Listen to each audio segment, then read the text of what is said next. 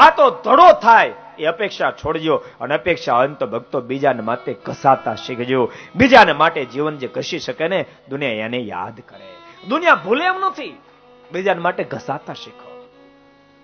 બહુ અદભુત એક પ્રસંગ મને યાદ આવે એટલે તમને કહું. અમેરિકાની ધરતી પર ઘટેલી ઘટના. એક સન્નારી વરસાદ વરસી રહ્યો, જેને કારણે એક સ્ટોર હતો, સ્ટોરના ઓટા પર ઉભા છે. એક પછી એક કર્મચારીઓ ત્યાંથી બધા વિદાય લઈ રહ્યા છે. આ નારીની સામે જોઈ રહ્યા છે, દયા રાખી રહ્યા છે કે વરસાદ વરસે, બિચારી હેરાન થઈ જશે. છેલ્લો કર્મચારી એ બહાર જ્યાં નીકળ્યો, આ સન્નારીને આ બધો દિવસ આથમવાની તૈયારી છે. ઓટા પર ઉભેલી જોઈ, બહાર વરસાદ વરસી રહ્યો છે, અને આ કર્મચારીના મોઢામાં શબ્દ નીકળ્યો, બહેન થોડી વાર તમે સ્ટોરની અંદર બેસો, વરસાદ થોડી વાર પછી બંધ થશે, પછી તમે જાજો, અહીંયા થોડી વાર તમે રોકાવો. અને નારીને આશરો આપ્યો. વરસાદ બંધ રહી ગયો. નારી જતા જતા પોતાનું કાર્ડ આપ્યું અને કહ્યું, તમે ક્યારેક મારી ઘરે આવશો, તમારો ખૂબ ખૂબ આભાર, તમે અત્યારે વરસાદમાં મને આશરો આપ્યો. 10 દાડા પછી આ કર્મચારીની ઘેરે ગયો. મોટો મહેલ જેવો બંગલો,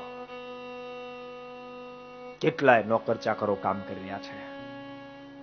અંદર એન્ટ્રી કરી, ખૂબ સ્વાગત થયું,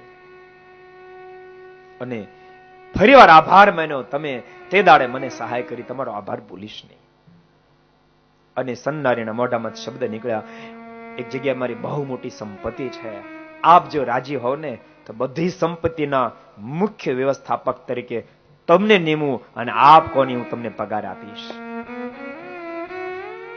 અને નારી કોઈ સામેલ નહોતી, નારી નામ હતું કાર્નેલ. ભક્તો, જેણે અમેરિકાની ધરતી પર કેટલાય પ્રાંતમાં પોતાના રાજનો હિસ્સો જમાવ્યો હતો, આ નારી ભક્તો રાજી થઈ અને પેલાને પોતાની બહુ મોટી મિલકતના વ્યવસ્થાપક તરીકે નિમ્યા. અને થોડો સમય ગયા પછી કીધું, મારી પાસે ઘણી બધી મિલકત છે, આખી મિલકતો તમને સુપરત કરું છું, મારે નથી જોતી, મારે નથી જોતી.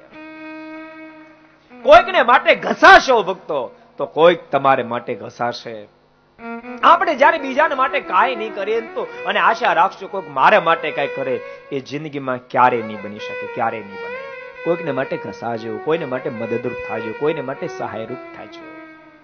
એમાં રૂપિયા વાળાને તો ખાસ કહું છું, ખાસ કહું છું, જેટલા જેટલા રૂપિયા વાળા છે ભક્તો, બીજાને માટે મદદરૂપ થાજો, બીજાને માટે મદદરૂપ થાજો.